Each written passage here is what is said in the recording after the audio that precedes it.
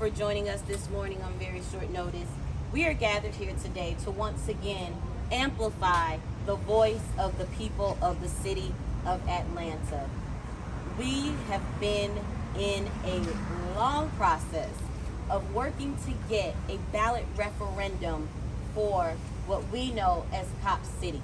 We believe that in this long and fraught battle, the people of the city of Atlanta have been left out, that their voices have not been heard, and we have taken every legal action that we know to take in order to effectuate a ballot referendum. Unfortunately, we are being blocked by Mayor Andre Dickens and the city of Atlanta, and even Attorney General Chris Carr has sought to invalidate all ballot referenda in the state of Georgia going forward, leaving the people without a way of redress of grievances to their governing bodies. This morning, we have a number of voting rights and civil rights organizations that are here with us that will speak to the level of voter suppression tactics that we've seen. We'll start out this morning hearing from Gerald Briggs, who is the Georgia State NAACP president, and he will be followed by Wanda Mosley, who is the National Field Director for Black Voters Matter Fund.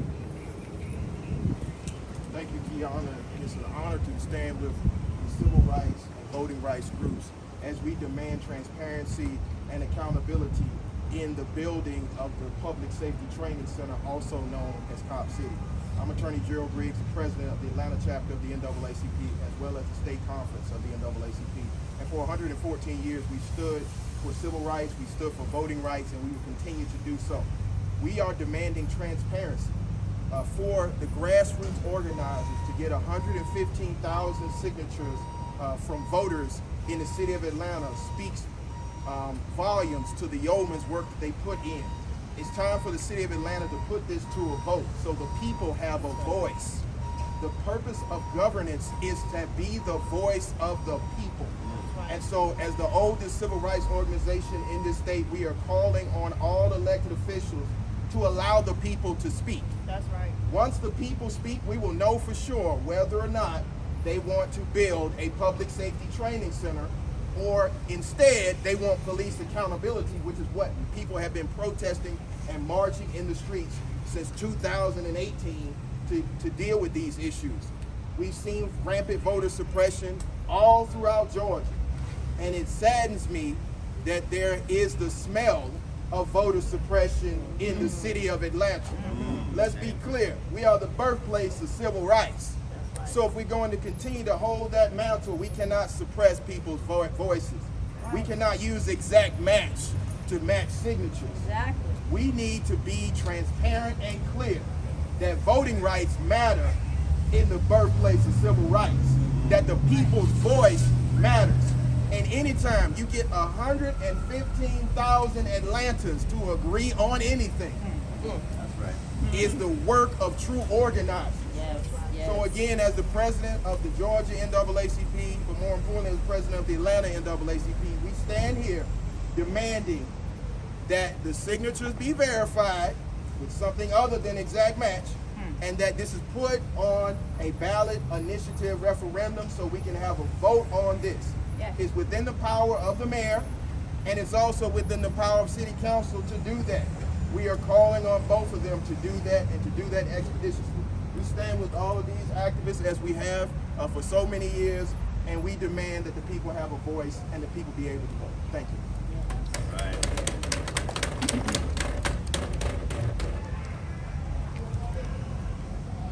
Good morning. My name is Wanda Mosley, National Field Director at Black Voters Matter.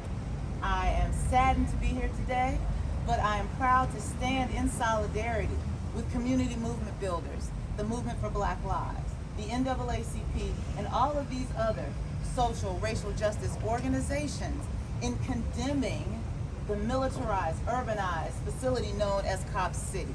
More specifically, we are here today to say to the mayor and city council, let the people's voices be heard. As Gerald mentioned, we only need to look down the road a bit to see one of the more high-profile cases of voter suppression in the country. Right. Yes, I'm talking about Coffee County. But to be clear, the other 158 counties in this state, the majority of them are guilty of some version of voter suppression. And so here in Atlanta today, it is frustrating to know that in the birthplace of Dr. Martin Luther King, the home of the late Congressman John Lewis, we are seeing voter suppression visited upon the Black Mecca, Chocolate City. But be careful, Atlanta, because you're veering into territory where it's pot calling kettle black.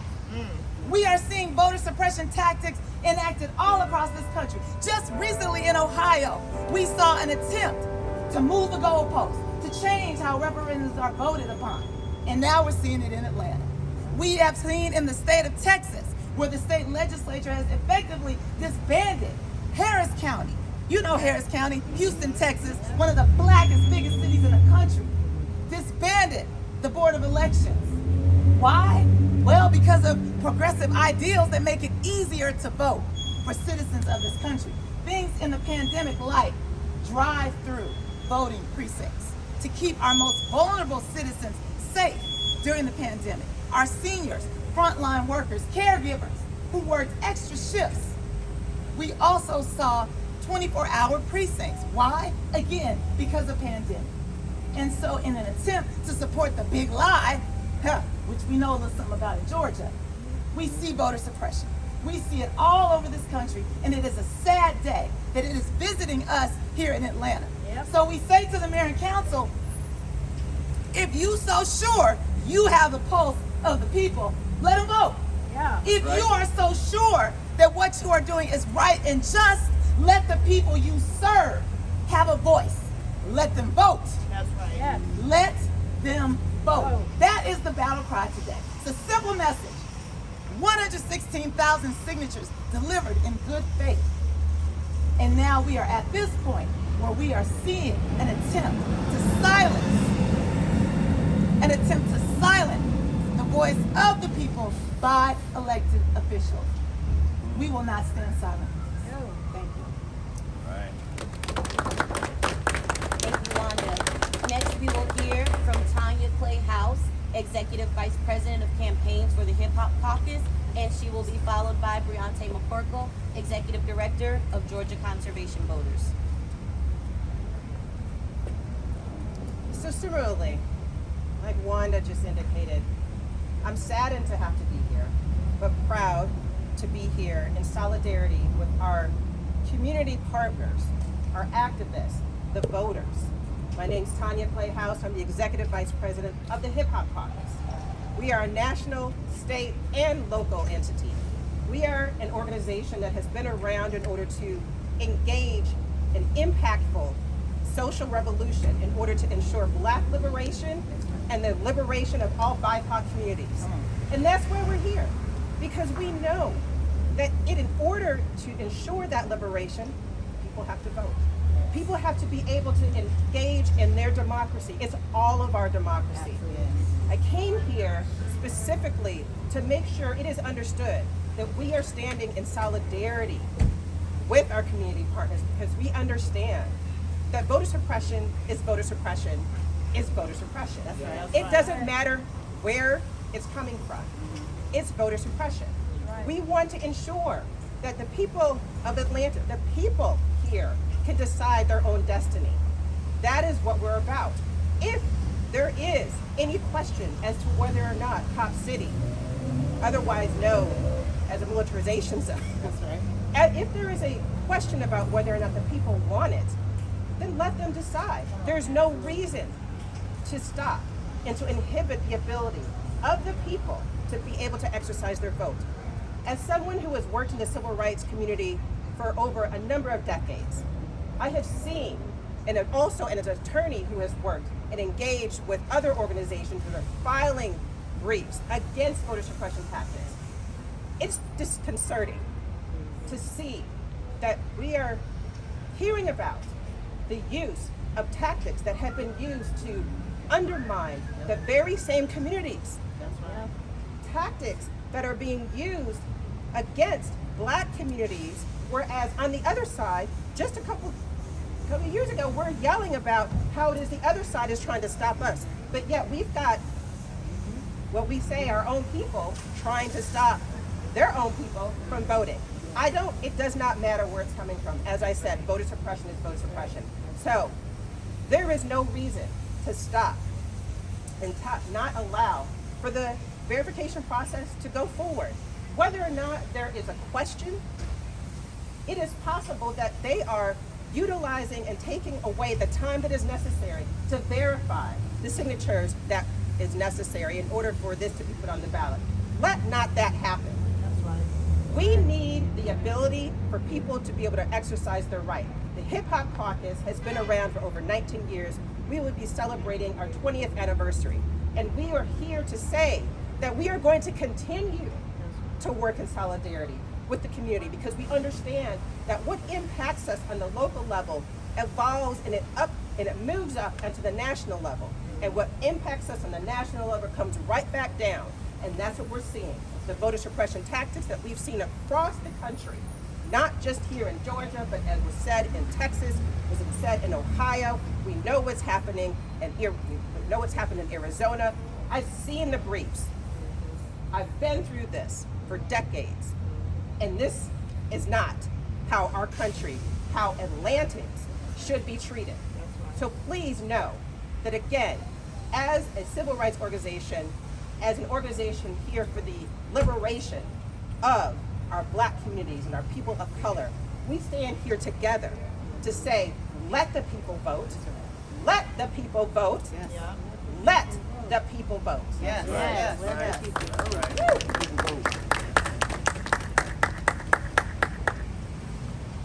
Hello, everybody. I am Briante McCorkle. I am the Executive Director of Georgia Conservation Voters. We work to advance climate and environmental justice and hold elected officials accountable for their actions and votes on the environment. I am really excited to stand with everyone here today and the many people who are not here today who came together to make this happen. I mean, 115,000 plus signatures, that's amazing. That is absolutely awesome. I think everybody should be proud of themselves. Everyone who went out and talked to their friends and family members about this project and what it meant to them and got a signature, whether it was 1 or 1,000, thank you so much for making it happen. This is what democracy looks like. Make no mistake. There's a lot of questions about what it looks like. This is what it looks like. The people coming together to fight for what they want. I am appalled, as many of my colleagues have said today, about the city of Atlanta using voter suppression tactics. This is the home of civil rights. This is the home of voting rights in the middle of a state that's been talking about voting rights and elevating that on a national level for the past several years. The hypocrisy is astounding, and our leadership should be ashamed of themselves. It is absolutely unacceptable. They should let the voters decide at the ballot box and not get in the way of the people having a direct say in what they want. And speaking of direct says, as I said, we work to advance climate and environmental justice. The people have said more than once that they want this space, this site where Cop City is going to be green space. They have said they want the history of this land to be honored. Yes. They want the people who have been harmed and injured on that land to be honored. Yes. Environmental justice is recognizing the impact on communities of color every time we choose to build sites like this. Yes. And we do it in a way where they're disenfranchised. They don't even have a say in this. This is people in DeKalb County who aren't even City of Atlanta voters, but City of Atlanta voters showed up for those people. That's because right. Environmental justice demands fair treatment and meaningful involvement for people to have a say in what happens in their communities, okay?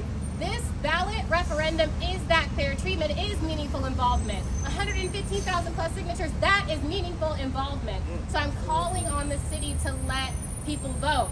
As I said, part of our responsibility is holding elected officials accountable for the actions and votes on environment. Too many elected officials get away with saying, yeah, I'm progressive. Oh yeah, I love the Black community. Oh yeah, I'm really down with environment and sustainability. I'm gonna do everything I can to make the city green. And then they get up in city council and vote consistently against those things. I am tired of the hypocrisy, so today, I wanna make an announcement.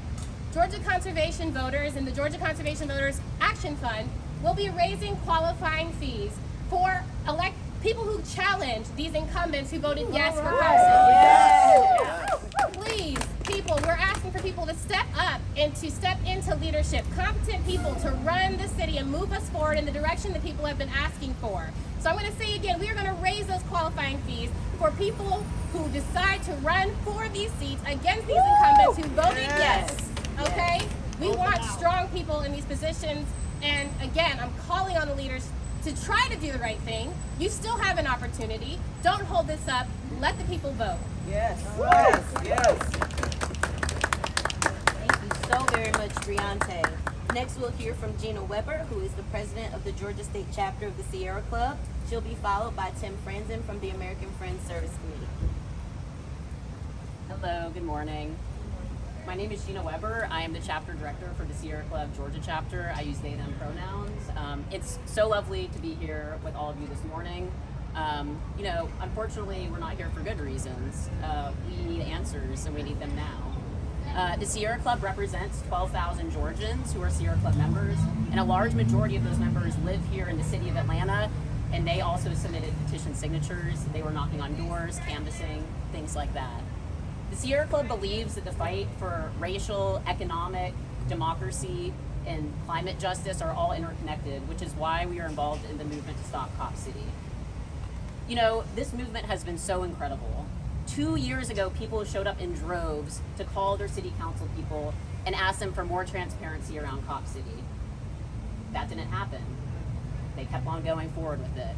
People knocked on doors, canvassed, flyered their neighborhoods, talked to their friends in the school carpool lines at preschool. This is a true community organizing movement. We have done our part. This is democracy. Yes. So now the question lies with the city of Atlanta. Do you stand with the people? And our demand is simple. Let the people decide. And to our city leaders, we say this. You cannot claim a legacy of civil rights when you do not let your voters get the opportunity to vote in this referendum. Say it. Right.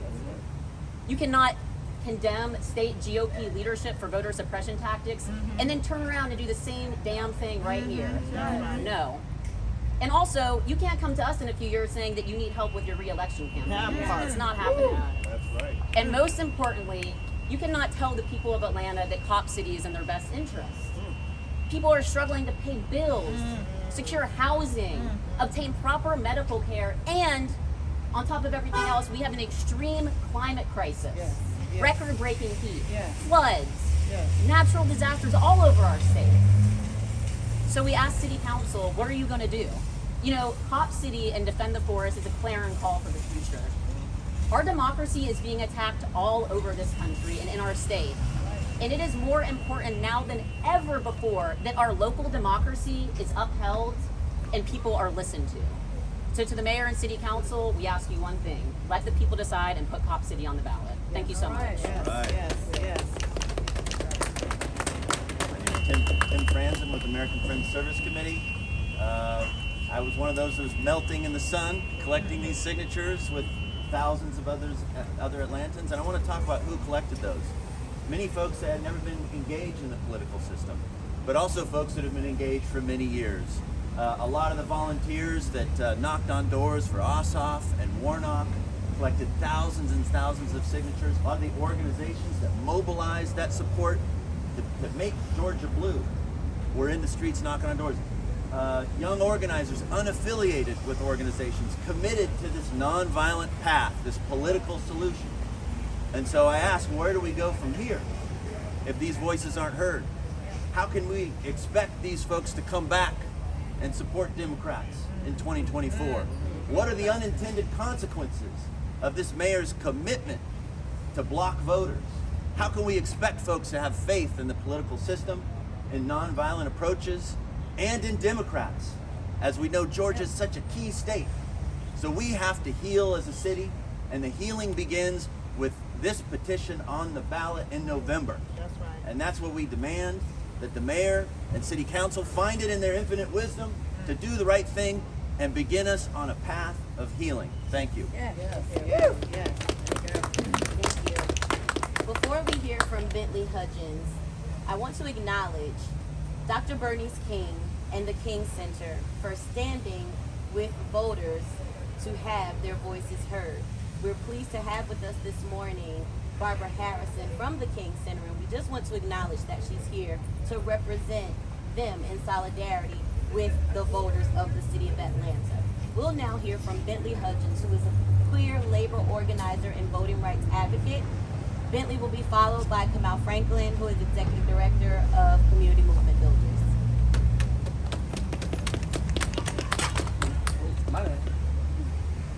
Good morning, everybody. My name is Bentley Hudgens. I use they, them pronouns. I am a queer labor organizer and voting rights advocate.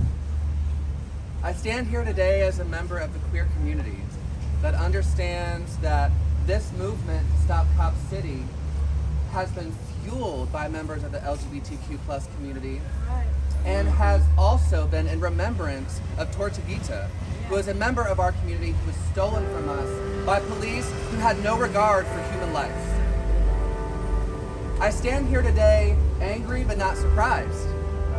I stand here today confused that members of the Atlanta city delegation who claim membership in the Democratic Party, who counted on Atlanta and DeKalb voters to prevent Trump from becoming president, who claimed that we were going to stop fascism by electing Joe Biden, by voting for Democrats up and down the ballot, are now using voter suppression tactics to lock out people from their own democracy. Right. Here in this moment, I'm confused because I spent a lot of my time growing up outside of Atlanta. I grew up in unincorporated Henry County, then I moved down to Macon, Georgia, and when I moved to Atlanta, I was excited because I thought, finally, I'm in the gay mecca of the South.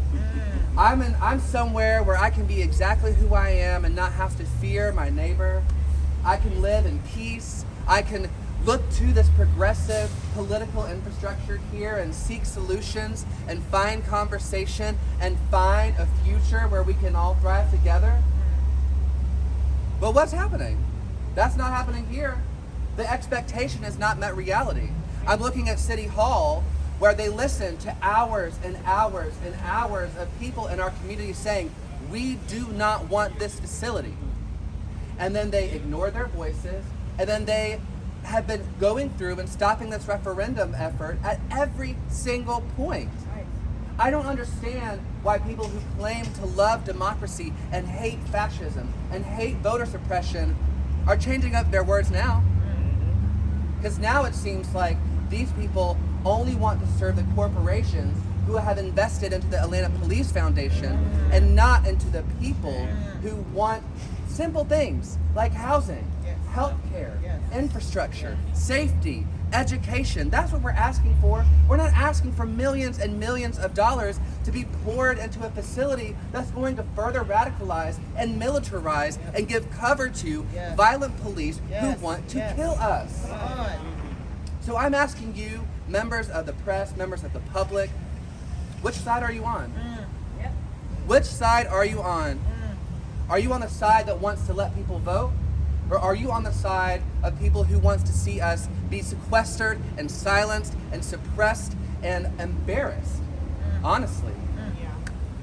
So I ask you, let us vote.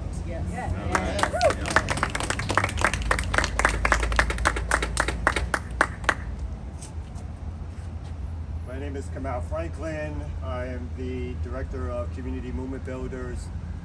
I want to just echo the sentiments that I've heard so far, that what we're watching is the Mayor of Atlanta and the City Council of Atlanta, the Democratic City Council and the Democratic Mayor begin the process of turning this state red. That's right. By blocking and suppressing the right of people in Atlanta to vote. You cannot expect those same people, those same constituents to trust you later on when you are literally using the themes and tactics of the Republican Party that you say you are so much opposed to. But instead of being opposed to it, they have walked in unison with the Republican Party, not only in suppressing the vote of people in Atlanta, but using tactics and strategies to criminalize a movement by agreeing to bring RICO charges and domestic terrorism charges.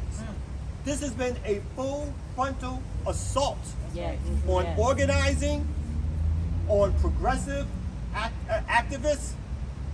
This has been a full frontal assault on making sure that people in Atlanta can have a decision in how city resources are being spent. So we're here today to say to the City Council in particular, you can start the verification process, but you can also have a referendum process through your own vote. Monday, our understanding is that the city council members are putting forth a referendum in which they will decide on whether or not to have this be on the November ballot. We implore folks to do the right thing. Now, to be honest, my expectations are not high. My expectations do not move me to say that I expect the city council to respect the right of over 100,000 people who signed the petition and allow them the right to vote.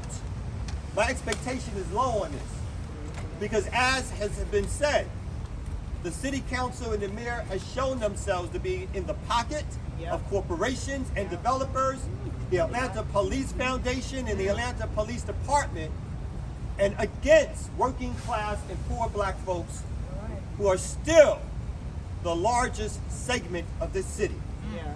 So instead of standing up for our larger community, they have decided to stand up for the Police Foundation, for the corporations, and for the developers. I don't expect much, but I still have some hope that the pressure of seeing over 100,000 signatures collected will do something to lift them from their mire and muck, to be honest citizens, honest brokers of power, and to let the people decide in November to vote on whether or not they want to see a cop city or not. Thank you so much. Lastly, this morning you will hear from me. My name is Reverend Kiana Jones, and I am a plaintiff in the lawsuit Baker et al. Versus Atlanta. We are DeKalb County residents who are disenfranchised by the fact that Mayor Dickens believes that it's okay to go into someone else's backyard and do his dirty work.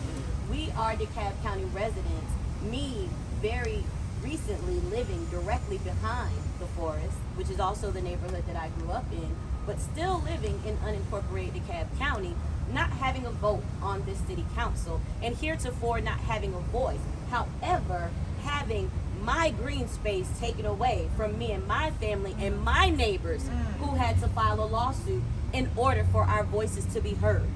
Because of the fact that we had no vote, the least that we thought we could be granted was the ability to help collect signatures for the ballot referendum. And that we did. And we did it under a federal court order that was granted by Judge Mark Cohen in the 11th Circuit. We did it because we had a legal right to. That's right. The city, unfortunately, appealed at every step in the process. After Mayor Dickens lied and said that neither himself nor anyone in his office would impede this process, he did exactly what he said that he would not do. And they claimed that it was only because these people from DeKalb County put their noses where it didn't belong. Well, I got news for you, Mayor Dickens and City of Atlanta. DeKalb County is mine. Come on. That's right. Weelaunee is mine. That's right. Where you are trying to put Cop City is my backyard, where my family lives, where my neighbors have to wake up to gunfire every morning trying to quiet their children. Exactly. That's my house. So because you decided, Mayor Dickens, to try to come into my house and make decisions so disrespectfully, I had to let you know that you came to the wrong place. Come on. And even though we did our due diligence, we collected petition signatures and we turned them in, and when we were hit at the last minute with the stay of the injunction that allowed us to legally do what we were doing, you decided, Mayor Dickens, to send a memo to the clerk's office to tell them not to accept our petitions and start the verification process. So while you claim that you're not over the clerk's office, you certainly do seem to be sticking your nose where it don't belong, where you ain't got no business. Which one is it, Mayor Dickens? Just tell the truth for once.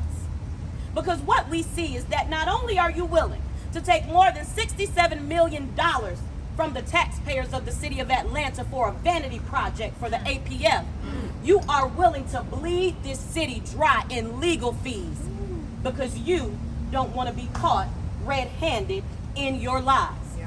I want to read to you a quote from the decision handed down by Judge Cohen when my fellow plaintiffs and I decided to file a motion for an emergency decision after Mayor Dickens' buffoonery on Monday. Come on, teach. Judge Cohen said, although the court denies the emergency motion to intervene, it is compelled to comment upon the vacillating positions of the city of Atlanta throughout this litigation, which has directly contributed to the uncertainty of the validity of the signatures previously collected in accordance with this court's previous injunction.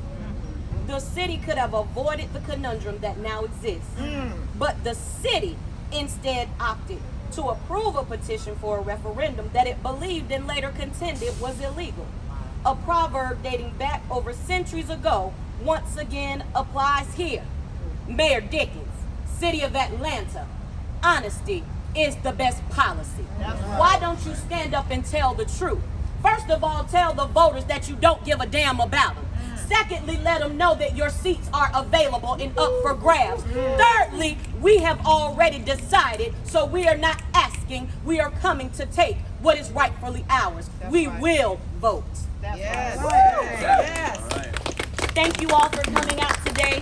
That concludes the press conference. If anyone has questions, if you want to speak with someone individually, I do believe that everyone is available for quick comment. You may do so at this time. I have a question. So after all of this, what legally can be done next?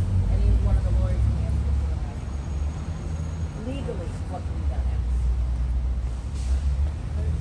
Well, right now, there's the ongoing court case, and so our people are asking for oral arguments so that we can have this matter settled as soon as possible.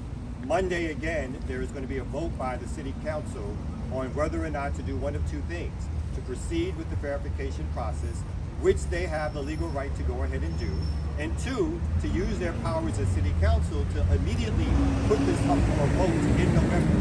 They have the legal power to do so without any intervention from a court, without any intervention from Mayor Dickens. They have the legal power to just vote and have this on the referendum for November so that people can vote on Cop City or not. You know which council member is considering doing that? I think there's several. I think, oh, you can jump in, yeah. So council members Liliana Bakhtiari and Keisha Shawn Waits have both expressed their desire to put up for a vote at this upcoming city council meeting the notion and the opportunity for council members to simply vote the same way they do to put SPLOST on the ballot and other public questions. The city council can simply say that we want the issue of Cop City to be on this ballot for the people to decide. Yeah, they want to vote if one about November is that.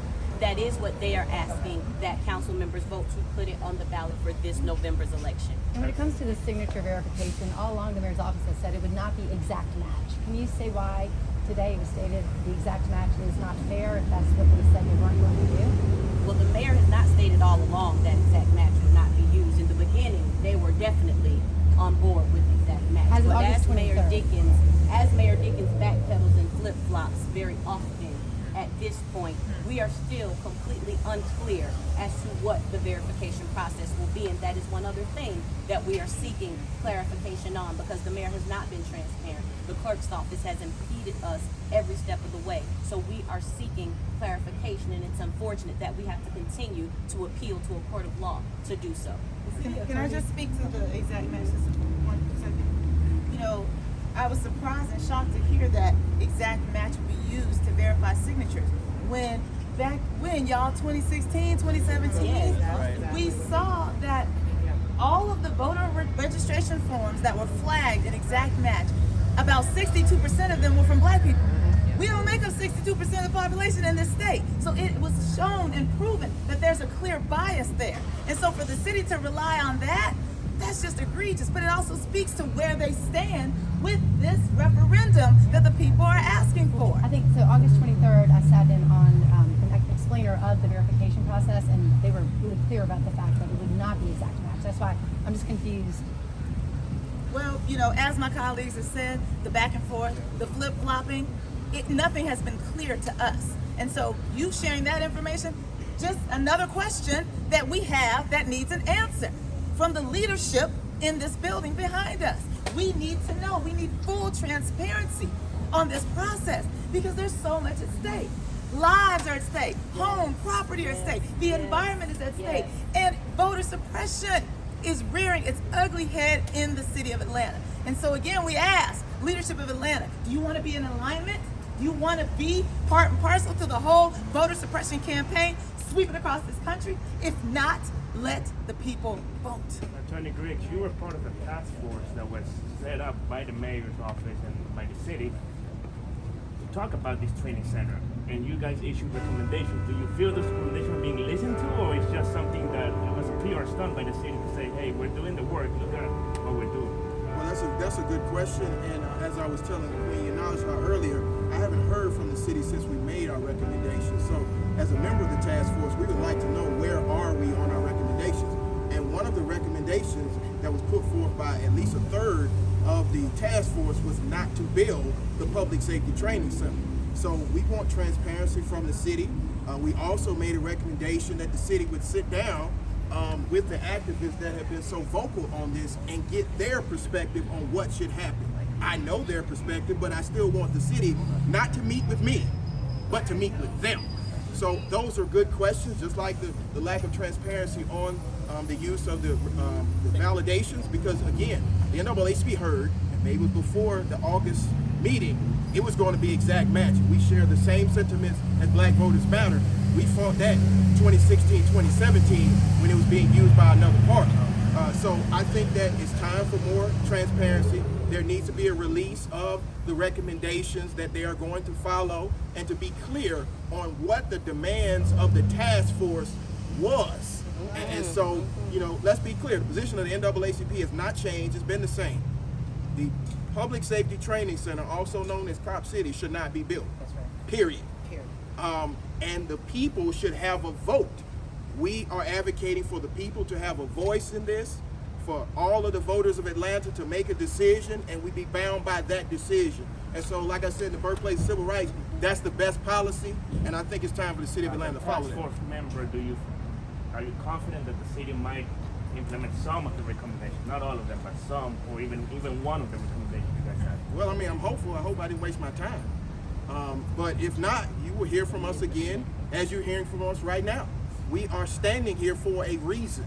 The reason is these activists got 115,000 plus signatures. There are 400 and some odd thousand people in the city of Atlanta. You got 115,000 signatures? That is a large majority of this city who want to see this be put on the ballot. We are a democracy. We claim to be the birthplace of all of this movement. Right. But we can't be doing the same tactics that we see happening around the state and around the country. And so it's time for us to live up to the legacy of John, to live up to the legacy of CT, to live up to the legacy of Martin by allowing the people to vote.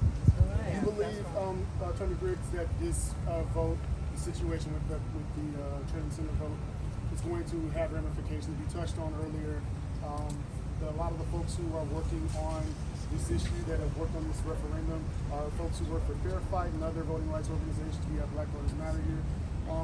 Could this affect like turnout and morale for the voter engagement community heading into 2024? Absolutely, and let's be clear, the people that turned out to vote in 2016, 2018, 2020, 2022 are many of the people that are in this coalition. and let's be clear, Georgia didn't turn blue, it turned black. Right.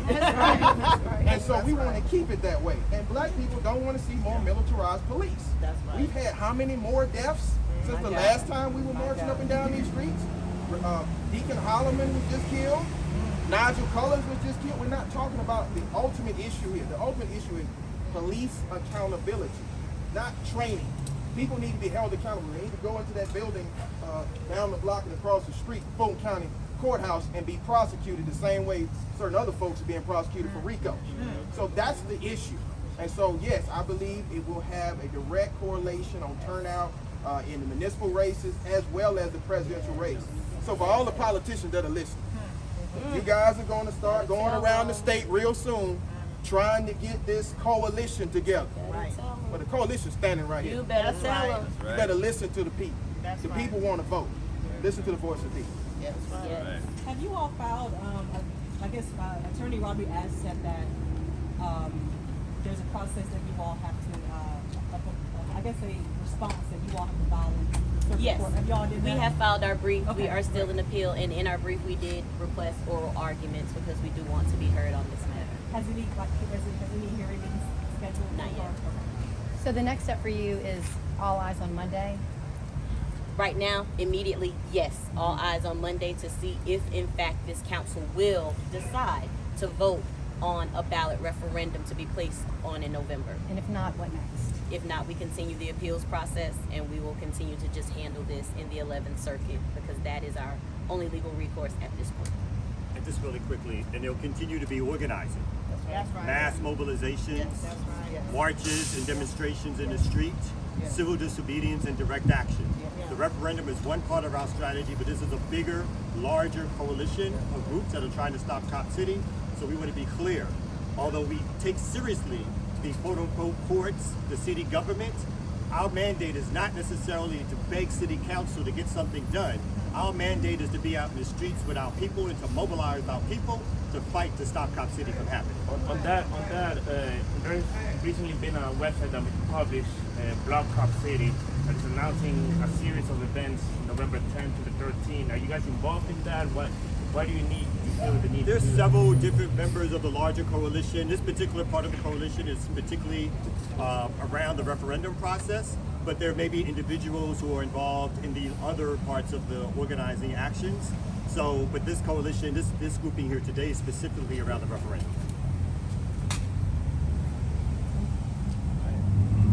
All right, thank you everybody for coming. Thank you. Appreciate you.